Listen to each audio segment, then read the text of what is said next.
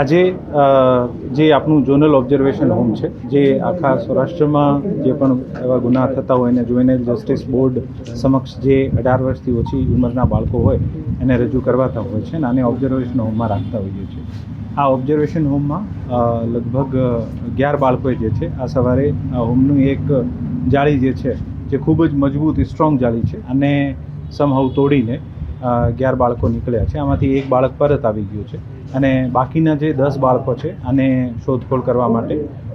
Police અને તમામ તંત્ર જે છે આ પોતપોતાની રીતે આને આઈડેન્ટિફાઈ કરવાનો પ્રયત્ન કરે છે. પોલીસ દ્વારા ઇનફ નંબર્સમાં ટીમ્સ ડિપ્લોય કરીને અને ટેકનોલોજી અને હ્યુમન ઇન્ટેલિજન્સનો યુઝ કરીને આ બાળકોને શોધવાનો પ્રયત્ન કરવામાં આવશે અને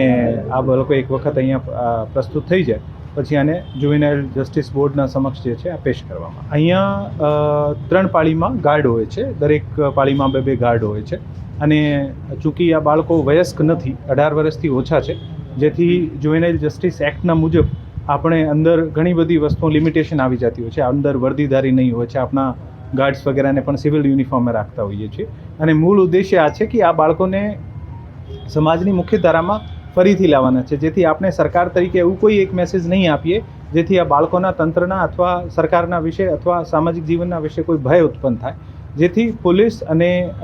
ઓબ્ઝર્વેશન હોમ જે છે આ મિત્ર બનીને આને સમાજની મુખ્ય ધારામાં લાવવાનો પ્રયત્ન કરતો હોય છે અને આના જ ભાગરૂપે અહીંયા દરેક 3 પાળીમાં ગાર્ડ હોય છે અને આ જે ઓબ્ઝર્વેશન હોમ જે છે આમાં સુપ્રિન્ટેન્ડન્ટ જે છે આના વોર્ડન કહો અથવા સુપ્રિન્ટેન્ડન્ટ કહીએ, સુપ્રિન્ટેન્ડન્ટ તરીકે આને હેડ કરતા હોઈએ છીએ અને આ લોકો સતત આની સાથે ફ્રેન્ડલી બિહેવ કરીને આની સમાજની મુખ્ય ધારામાં લાવવાનો પ્રયત્ન કરતા. અહીંયા તમામ બાળકો જે પણ હોય છે આ 7 વર્ષથી ઉંમર જે 7 વર્ષથી વધુ સજાના ક્રાઇમ હોય આ જ બાળકો હોય છે, જેથી કહી શકાય કે આ તમામ બાળકો જે છે ઓબ્ઝર્વેશન હોમમાં આ જ બાળકો આવતા હોય છે જે 7 વર્ષથી વધુ સજા હોય છે. પણ આ તમામ બાળકોને શોધવાના અત્યારે પ્રયત્ન ચાલુ છે અને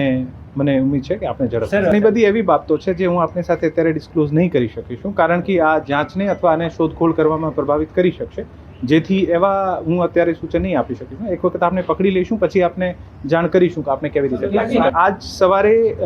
સવારના સમયે 9 વાગ્યાના આજુબાજુ અને 9 થી પછી નીકળ્યા હશે, કારણ કે આ બાળકો દ્વારા નીકળતા પહેલાં આમાં ટોટલ મોટા 5 રૂમ્સ છે. પહેલી બાજુના જે 3 રૂમ છે આ 3 રૂમના ઉપર જે કેમેરો હોય છે આ કેમેરાને પહેલાં તોડવામાં આવ્યું છે. પછી જે જાળી છે અને બહુ મજબૂત જાળી છે તો ઘણા બધા બાળકોએ મળીને અને